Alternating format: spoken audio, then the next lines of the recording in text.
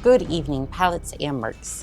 Today we're going to be going over Battletech, Why Do We Love Lasers by Mechanical Frog. Now, I have absolutely had a history of lasers, but I'm going to save it for when we actually get into the video because, well, most of these videos end up being half hour to an hour long anyways, so might as well save it for in video. With that said, grab your snacks, grab your drinks, and let's roll the film. Battletech, Why Do We Love Lasers? Functional and practical laser weaponry was the holy grail of military weapons dating back to the 20th century, though it wasn't until the 24th century that the technology had matured to the point that it spread across the inner sphere in the form we know and love. The technology, which involves amplifying light photons, passes them through a focusing lens and directs them toward a target. The technology in various forms has been used in medicine, industry, and entertainment for a very long time, but the power levels required to do significant damage to the target remained a moonshot for scientists and engineers for a long time. The standard Battletech laser family was introduced in 2300, and by 2316 the small, medium, and large lasers were to become the bread and butter for a mech or vehicle that needed to operate beyond supply lines for any amount of time. Most of the lasers became a huge selling point, especially, like, I would imagine, especially during the Succession Wars, lasers would be one of the few things that you could actually get away with fielding a lot more safely because you don't necessarily have ammo concerns, it going off, cooking your mech, even though your heat rises pretty quickly with these. Usually you'd build these with a lot of heat sinks in mind. Double heat sinks weren't as common, but you do have a little bit of flexibility with medium lasers and can definitely keep it cool if you have enough of the heat sinks. I know the Piranha build has been something that I've used on the occasion for various engagements, especially with the clans, but I don't know, the medium laser, not necessarily the pulse laser anymore. The medium laser is definitely what I've used in totality as of recent. Because the large lasers just don't have enough damage to justify the heat, in my opinion. Again, it really depends upon the mech and how many heat sinks you can shove into the thing. And if you have double heat sinks, that kind of changes things a little bit. Small lasers, well, they're good anti-pigeon weapons. Yeah, so that way they don't mess up your mech. Technically, it's good for infantry too. It's just something that's a little bit overlooked, especially in scenarios like online here, for example. Unless you're running something that's smaller, it tends to get overlooked a little bit, but if you do have enough hard points for it, you could definitely consider fielding a small laser every once in a while. No need for ammo, and powered by their fusion reactors of battlemechs and vehicles, the dream of a functional laser weapon was finally realized. Their production and use was so widespread that even as other technologies were eroded and lost during the Ameris coup and Succession Wars, the production of lasers thrived. By the end of the Fourth Succession War, there were dozens of different makers and models in production. Looking at Succession War battlemechs, it's far more common to see a mech with small, medium, or large lasers than without. Battlemechs like the Grasshopper, Spider, Phoenix Hawk, and Crab were equipped with lasers as their sole or primary weapon. It allowed those mechs to operate for long periods in the field without having to rearm. Even LRM boats like the C-1 Catapult were given medium lasers in hope of giving them some mid and close range protection from threats that were able to close the distance. The Martel medium lasers on the C-1 Catapult became one of the most popular models in the inner sphere for its reliability and consistent power output. I remember especially on the Fortress World of Huntress, I definitely made use of medium lasers, especially because, like Mechanical Frog is pointing out, you will get into medium or short range engagements very quickly, and if you just don't have the necessary supplies, lasers are definitely the way to go. More often than not, though, I found that you will definitely overheat until you start getting into the double heat sink range. It can be overcome with single heat sinks, like I've said before, but it definitely takes a lot of heat sinks to In make what that has happen. become a running theme in these Battletech equipment videos, the technology for an extended range large laser was developed during the Starleague era, but was lost during the Succession Wars. The considerable range boost came at a cost of more heat, which the mechs had to compensate for in their design. Newhart Industries, the company behind the new ER large laser, saw little need to also release an ER version of the small and medium laser, and that job would be left up to the clans down the road. Newhart put the ER large laser in the HSR 200D Hussar, which was a light mech that saw extensive production and use across the SLDF. Production was tightly channeled into SLDF hands.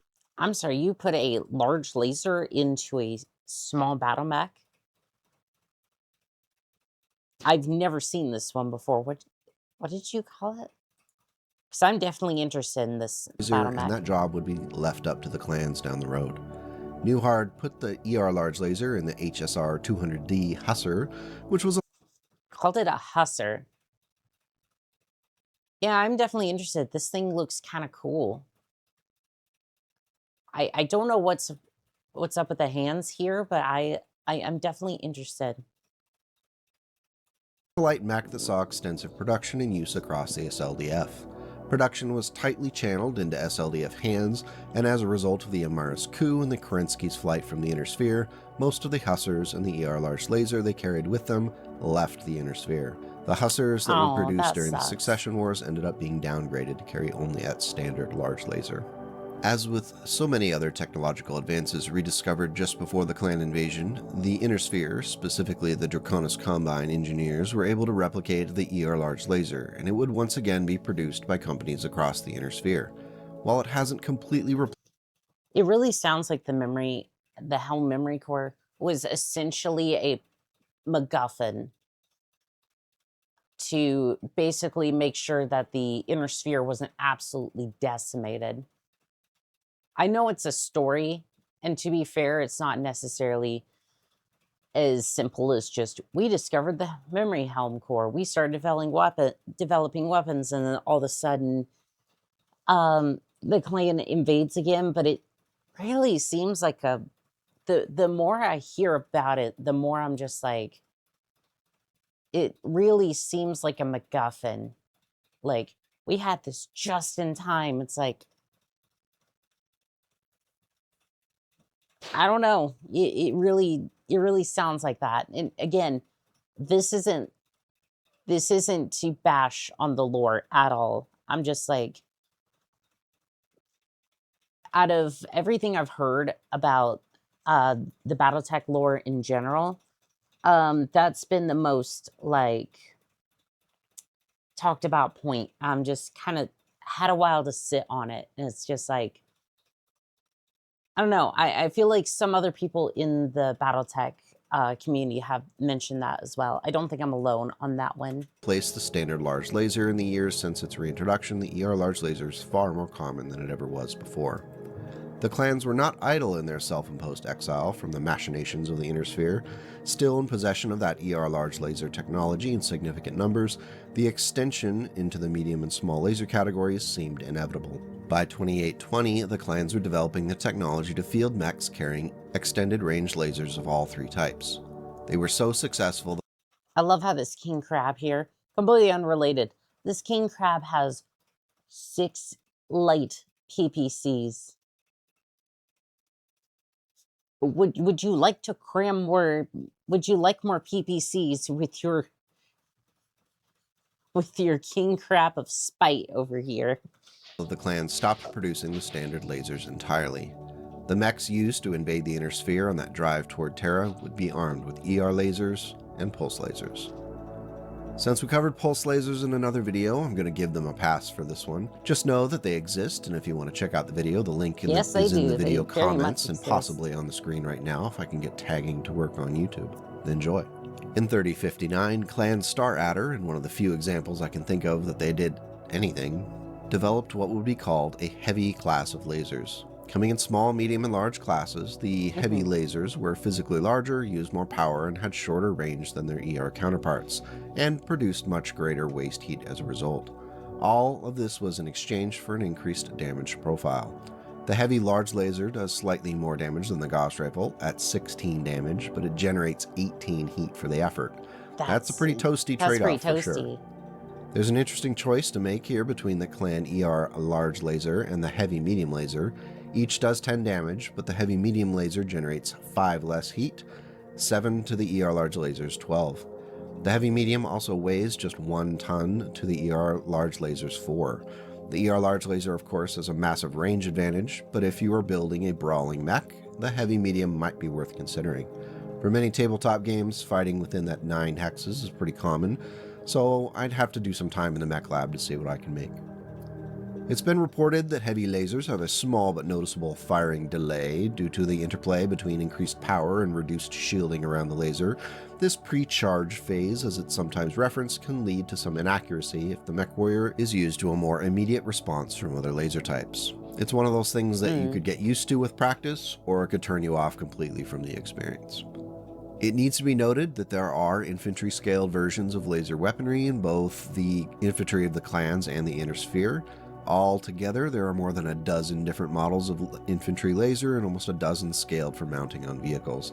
They can be quite devastating even at this smaller scale. However, they do suffer from power issues that can limit their effectiveness. Since infantry don't carry around human-sized fusion power plants on their backs, the next best thing are power cells and batteries, which can be as limiting as ammunition in those long engagements.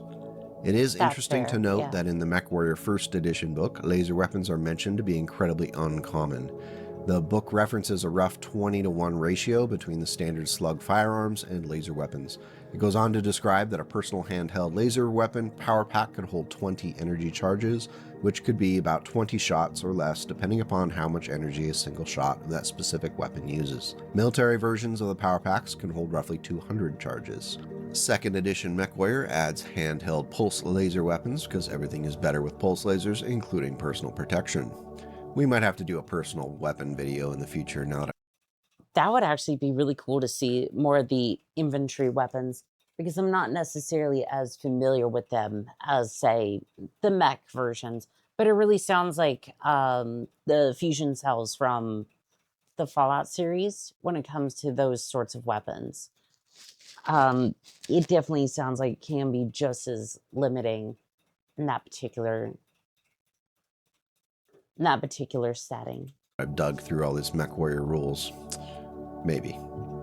There have been some interesting adaptations and advances in laser technology over the centuries. In 2812, the Free Worlds League prototyped a laser that combined the core components from 2 large lasers. They stripped out all the redundant parts and called it a binary laser or a blazer cannon. This is Frankenstein's monster of a laser that does 12 damage, generates 16 heat, but otherwise shares the large laser's range characteristics. It would be interesting to test out the binary laser. I have heard of it. I just haven't had enough time to test out in the mech lab yet. There is a big list of every weapon system that I've probably not experimented with yet. And it's good that I'm going over these weapon systems and have some sort of familiarity with them. Who knows? One of these days I'll definitely get to it. In this case, the whole is worth less than the sum of its parts, as you're doing less damage, generating the same heat, and only slightly lighter by 1 ton than if you just put 2 large lasers on the mech. Beyond only having 9 tons left on a mech instead of 10 and really wanting 2 large lasers, I cannot think of a situation. I don't know if it's just the footage. Let me see if this is up to Where you would add a blazer cannon to a mech. Yeah, I don't know why, but this night vision on MechWarrior Online is just absolutely I don't know why, but it looks like I'm looking through a pair of night vision goggles at the sun. Why is it so bright over here? Design. If it's your It is so bright and it looks so bad. I don't know if it, I don't want playback speed. I want, show me this in Your favorite weapon, HD. I'd say. This looks terrible. And again, it's not Mech Frog's fault. It just, the night vision here looks awful, and it's just so distracting from everything else. I don't know why I've noticed this particularly, but Go for it. there you go. Enjoy. The Bombast laser was a product of House Steiner Research in 3064 in an attempt to create a laser which could benefit from increased damage but not be as bulky or massive as the other attempts that simply added more power. What resulted was a weapon that charged up to its maximum damage level but could be fired during that charging phase if necessary. The user of the Bombast can select how much damage they want to do between 7 and 12, but with the downside of an increased to-hit modifier equal to the desired damage minus 7 divided by 2 rounded up. That means that a 12 damage shot, the 2-hit modifier on that would be a plus 3. The weapon's heat generation is equal to whatever that damage level was selected by the user. This weapon was tested on Solaris 7 and saw some popularity there, but giving mech warriors one more thing to fiddle with in their cockpits ended up reducing that likelihood that the Bombast would see widespread adoption. The Bombast laser is a very interesting one, and I think it definitely has a use case on the battlefield, but if it's not stupid simple, I think it doesn't necessarily belong on the battlefield itself. I have fielded it before during the events of MechWarrior 4. I would say personally, it just wasn't, I don't know if it was worth it, again, outside the Solaris arena. Again, if it's too complicated to work, like especially with that math, in order to be like, okay, I get this amount of damage, I have to divide by this, subtract that. It really seems like way too much work to get the laser to be effective, if that makes sense. I suppose we should talk about chemical lasers, if just briefly to point out that it's another example of how Clan Hell's Horses have a tendency to take a piece of technology woefully outdated by more modern things and deciding to update it to still be worse than the modern thing. In this case, some brilliant Hell's Horses scientists decided that it would be a good idea to take lasers and give them ammo that is subject to both running out and critical explosion. Why would you do that? I'm completely confused by this. There's really no reason that I can think of why a sane human being would take a medium chemical laser over an ER medium laser. If you think I'm wrong, please let me know in the comments where I'm going wrong here, because I honestly don't understand. I respect that chemical lasers are a real thing that exists now, but there's really no reason for them to be in the game in Battletech at this point. There were a ton of responses when I asked on Twitter for a favorite mech that primarily uses lasers in the build. From the Sphinx, the 4P Hunchback, the Guillotine, Grasshopper, there were some really awesome mechs represented in the responses. I wanted to highlight just a couple of my favorites. The first is the CRB-27 Crab. Oh, come on, you knew this was coming. For a mech design that is more than 400 years old by the Ill-Clan era, the Crab is holding up pretty well. Imagine if people were running around in 2022 still using firearms designed in 1600. The Crab was designed to be a scrappy 50-ton mech that could operate for long periods of time without needing maintenance or resupply. The mixture of large, medium, small lasers fits the role perfectly. The best upgrade the mech would see over the years is the replacement of the heat sinks with double heat sinks to make the two large lasers a much more constant threat. We all know the future is Crabs, we may as well lean into it. Yeah, the double heat sinks definitely help with heat generation. I should look more into the Crab chassis at some point. It looks like a fun mech, and I definitely enjoy me some energy weapons, so yeah, I may have to look up the Crab at some point. Our second laser-wielding VIP is the original Phoenix Hawk. In a demonstration of how mechs can have both form and function, the Phoenix Hawk is built around that large laser and backed up with two medium lasers and a couple of machine guns. I know people love this mech, and to be fair, I love the form factor. Why are these arms, and I'm assuming this is the older version of the Phoenix Hawk, which still looks great, by the way. Why are these arms so under armored? I hate it. God, it's just, again, this is probably just a PGI issue. But the arms, why are they so under armored? Because every time I take a Phoenix Hawk into battle, I want to love its form. I love its weapon systems. But as soon as anybody gets within 5 feet of this paper thin armor, that arm just goes flying off. And then I'm left with a pigeon laser in the torso. Thank you, PGI. Agile mech was a staple amongst SLDF forces and throughout the major inner sphere houses. The Thank Phoenix you Hawk so did much suffer from a for- paltry 10 heat sinks, which limited for how this. often those lasers could be used, but it did see many different versions and upgrades, including adding those double heat sinks when the technology was re-established. I love my pewter Phoenix Hawk, and it often ends up being used in our tabletop games. So to answer the question, why do we love lasers? My answer is that they're versatile workhorse weapons that often end up doing a lot of work behind the scenes, while fancy weapons like the PPCs and Gauss rifles hog the spotlight. Lasers are the people in the group project who do most of the work, only to have the teacher applaud the PPC people on presentation day for doing such a good job. The analogy doesn't reflect unresolved grade school trauma. Stop reading into this, but I digress. We all know it does, but we'll let the gaslighting slide. Lasers are a great addition to the Battletech universe, and no matter their form or advancements, they'll continue to play an important role in mech designs. If you have a favorite laser-wielding mech, or a story of tabletop or video game glory involving the humble laser, let me know in the comments and we can keep the conversation going. Likes and subscribes feed my insatiable desire for positive affirmation, so feel free to do that if you like. If you want to watch more, check out the Why We Love LRM video linked above. Thanks for watching, and for your continued support. Go out and make the world a slightly better place today and tomorrow.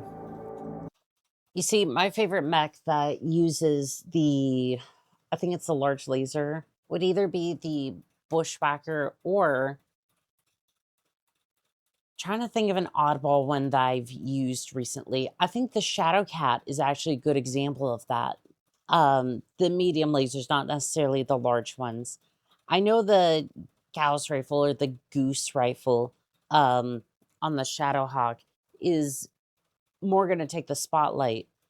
But I love how fast and nimble it is for its weight class. That would be one of my favorite mechs in that regard, for the medium weight class. Again, you have the Hunchback, which has one of its energy wielding variants that has like, what, 6 medium lasers in the shoulder, which is an obvious answer for me. But I feel like if I was going outside of that, I would definitely have a look at the Shadow Cat, for example. But like always, I will have a link to the video in the description and in the pinned comment as well. With all that said, this has been Annika, signing out.